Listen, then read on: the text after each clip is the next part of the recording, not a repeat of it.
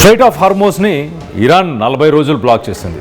ఇప్పుడు ప్రస్తుతానికి Iran ports నుంచి వచ్చే ప్రతి వెజల్ని, ప్రతి షిప్ని, ఆయిల్ ట్యాంకర్ కావచ్చు, అలాగే కమర్షియల్ షిప్స్, వీటన్నిటిని కూడా ఇప్పుడు అమెరికా బ్లాక్ చేస్తుంది. దీనివల్ల స్ట్రాటజిక్గా అమెరికా ఇరాన్ని ప్రెషరైజ్ చేద్దామన్న ఆలోచనలో ఉంది. ఎంత నష్టపోయే అవకాశం ఉంది ఇరాన్, ప్రతిరోజు ఎంత నష్టపోయే అవకాశం ఉంది, అండ్ ఎన్ని రోజుల్లో ఇరాన్కి సంబంధించిన ఆర్థిక వ్యవస్థ కుప్ప కూలిపోబోతుంది అన్న దాని గురించి డీటెయిల్గా మాట్లాడుకునే ప్రయత్నం చేద్దాం. ఒక్కొక్క పాయింట్ విశ్లేషించే ప్రయత్నం చేద్దాం. మొదటగా మనం చూస్తే కనుక ఇరాన్కి సంబంధించిన ఆర్థిక వ్యవస్థ ఒకసారి చూస్తే ఒక్కరోజు సుమారు 4,000 కోట్లు, ఒక్కరోజు 4,000 కోట్లు నష్టపోతుంది. ఎలా? ఇటు ఎక్స్పోర్ట్స్, ఇంపోర్ట్స్, ఇరాన్కి రావాల్సిన ఇంపోర్ట్స్ కావచ్చు, ఇరాన్ చేస్తున్న ఎక్స్పోర్ట్స్ కావచ్చు, ఇవి సుమారు ఇటు $435 మిలియన్, అంటే మన ఇండియన్ కరెన్సీలో 4,000 కోట్లు. ఇటు దీంట్లో పెట్రోకెమికల్స్ ఉన్నాయి, ఫెర్టిలైజర్స్ ఉన్నాయి, అలాగే ఇటు ఇంపోర్ట్స్ చేసుకునే సమయంలో చూస్తే కనుక గూడ్స్, ఇటు ఫుడ్ కావచ్చు, మెడిసిన్స్ కావచ్చు, ఇలాంటివన్నీ కూడా దీంట్లో మొత్తానికి అవన్నీ ఉన్నాయి. Next side please.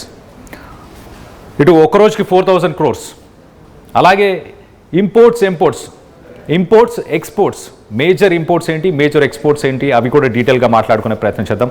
ఒకసారి మనం చూస్తే ఇటు ఎగుమతులకు సంబంధించిన నష్టాలు ప్రతిరోజుకి 2,300 కోట్లు. ఎగుమతులు అంటే ఎక్స్పోర్ట్స్కి సంబంధించిన నష్టాలు 2,300 crores. దీంట్లో 70 to 80% దీంట్లో పెట్రోకెమికల్స్, అలాగే క్రూడ్ ఆయిల్. మొన్నటి దాకా మనం చూస్తే ఫిబ్రవరి 28 నుంచి ఇప్పుడు ఏప్రిల్ దాకా ఆర్థిక సంక్షోభం, గ్లోబల్ ఎనర్జీ ట్రేడ్ డెఫిసిట్ నడుస్తున్న సమయంలో ఇరాన్ ఇటు స్ట్రైట్ ఆఫ్ హార్మోస్ నుంచి ఇతర దేశాలు, కువైట్, ఖతర్, అలాగే Saudi Arabia, United Arab Emirates, ఇలాంటి కంట్రీస్ నుంచి ఎక్స్పోర్ట్స్ ఏవైతే ఉన్నాయో అవి 70 నుంచి 75% ఎక్స్పోర్ట్స్ తగ్గిపోయినాయి. ఆ ఎక్స్పోర్ట్స్ తగ్గిపోవడంతో ఇరాన్ చమురు ధరలు ఒక్కసారి ఆకాశాన్ని అంటాయి.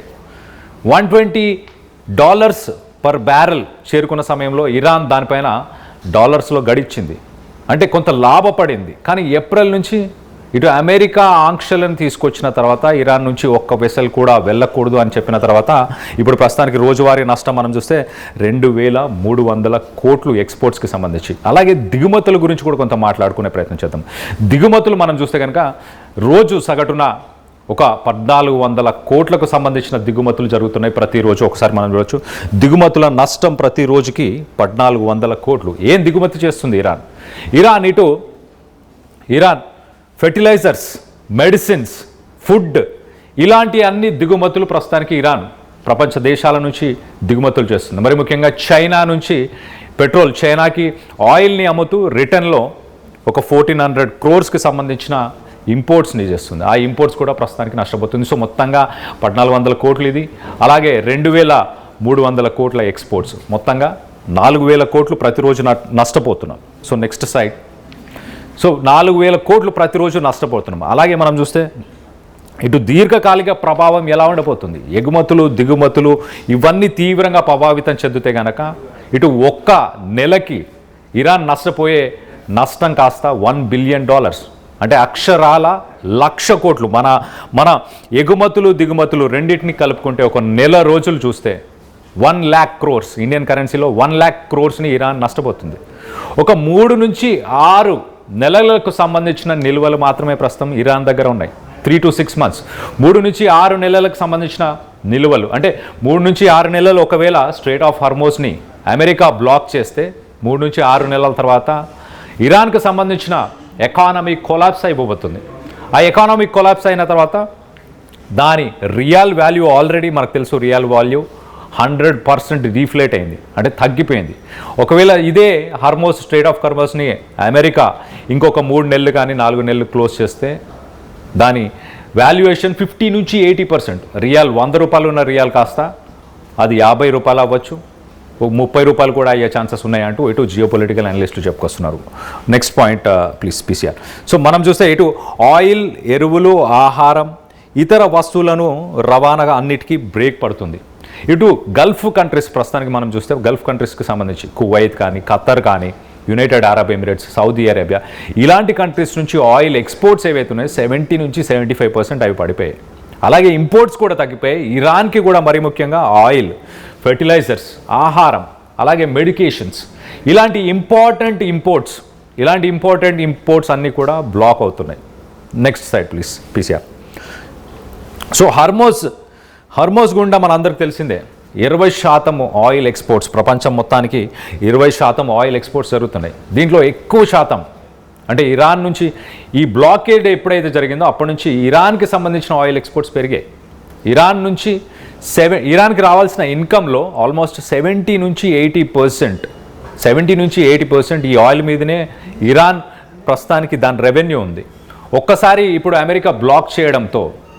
అమెరికా ఒక్కసారి బ్లాక్ చేయడంతో దాదాపు 2 మిలియన్ బ్యారల్స్ పర్ డే, ప్రతిరోజు 2 million barrels per day production ఉంటుంది. ఆ 2 మిలియన్ బ్యారల్స్ పర్ డే ప్రొడక్షన్ని ఇటు చైనా కానీ మిగతా కంట్రీస్కి ఇరాన్ పంపిస్తూ ఉండేది. అదంతా ప్రస్తుతానికి బ్లాక్ అయిపోయింది. Next slide PCR. అదంతా ప్రస్తుతానికి బ్లాక్ అయిపోయింది. ఆ 70-75%కి సంబంధించిన ఇటు రిజర్వ్స్, గల్ఫ్ కంట్రీస్కి సంబంధించిన రిజర్వ్స్ అని చెప్పొచ్చు. ఇటు ఇరాక్ కానీ, కువైట్ కానీ, సౌదీ అరేబియా, అలాగే యునైటెడ్ అరబ్ ఎమిరేట్స్, ఇలాంటి కంట్రీస్ నుంచి 70-75% ఆయిల్ ఎక్స్పోర్ట్స్ ఏవైతే ఉన్నాయో అవి తగ్గిపోయాయి. గల్ఫ్ దేశాలు, మరో పక్కన గల్ఫ్ దేశాలతో పాటు ఇటు ఇరాన్ ఇరాన్ పరిస్థితి చూస్తే ఇరాన్లో 2 మిలియన్ బ్యారల్స్ పర్ డే ప్రతిరోజు ఆయిల్ ప్రొడక్షన్ అవుతుంది. ఆ ఆయిల్ని ప్రస్తుతానికి ఎక్కడ స్టోర్ చేయాలి? ఒకవేళ ఆన్ షోర్ అంటే స్టోరేజ్ ట్యాంక్స్లో స్టోర్ చేయాలన్నా చాలా costly. At the same time of షోర్ అంటే సముద్రం పైన కూడా నిల్వలని ఉంచాలన్నా కూడా ఇప్పుడు ఇరాన్కి అది చాలా కాస్ట్లీగా మారిపోతుంది. సో ఆయిల్ ప్రొడక్షన్ని తగ్గించుకోబోతుందా? ప్రస్తుతానికైతే ఇరాన్ నష్టాల్లోనే ఉంది. 4,000 కోట్లు ప్రతిరోజు నష్టపోతుంది. Next slide please PCR. 4,000 కోట్లు ప్రతిరోజు నష్టపోతుంది. అలాగే 60 నుంచి 70% ప్రస్తుతానికి ప్రభుత్వానికి సంబంధించిన ఆదాయం అంతా కూడా, ఇరాన్ ప్రభుత్వానికి వచ్చే ఆదాయం అంతా కూడా ఈ ఆయిల్ ద్వారానే వస్తుంది. దీనికి ప్రత్యామ్నాయ మార్గాలని ప్రస్తుతానికి ఇరాన్ ఆలోచిస్తుంది.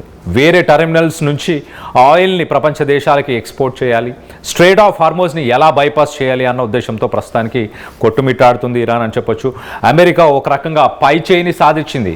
ఇరాన్ స్ట్రెయిట్ ఆఫ్ హార్మోజ్ని ఒక 40 రోజులు అది హోల్డ్ చేసినా కానీ ఇటు ప్రస్తుతానికి అమెరికా బ్లాక్ చేయడం వల్ల జస్ట్ ఒక వారం రోజుల్లోనే దాని ఇంపాక్ట్ ఇరాన్ పైన చాలా ప్రభావితం చూపించబోతుంది. Next side please PCR. మరో పక్కన 60-70% ఇన్కమ్ ఆగిపోయింది. అలాగే ఇటు ఎక్స్పోర్ట్స్, ఇంపోర్ట్స్ పూర్తిగా ఒక్కసారి డీటెయిల్స్ కూడా చెప్పే ప్రయత్నం చేస్తాం. ప్రస్తుతానికి ఫిబ్రవరి దాకా $115 మిలియన్ అంటే సుమారు మన కరెన్సీలో 1,000 కోట్లకు సంబంధించిన రెవెన్యూ ఫిబ్రవరిలో ఉండే. దాని తర్వాత ఎప్పుడైతే స్ట్రెయిట్ ఆఫ్ హార్మోజ్ని క్లోజ్ చేశారో అప్పుడు దాని తర్వాత ఒక్కసారిగా లాభాల్లోకి వెళ్ళింది ఇరాన్. $139 మిలియన్ అంటే సుమారు 1,400 కోట్ల లాభాలను గడిస్తుండే ప్రతి నెల, ప్రతిరోజు. దాని తర్వాత ఇటు ఇరాన్ గల్ఫ్ దేశాలన్నీ ఆయిల్ని సరఫరా చేయలేని సమయంలో ఆయిల్ సరఫరా చేసి అధిక లాభాలను గడించింది.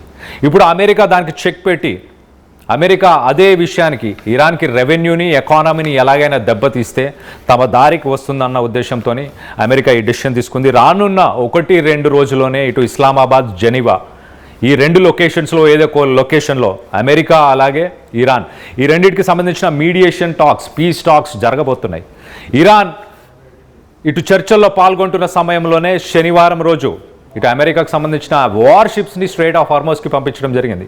దాని తర్వాత ఇప్పుడు దాన్ని పూర్తిగా బ్లాక్ చేసేశారు.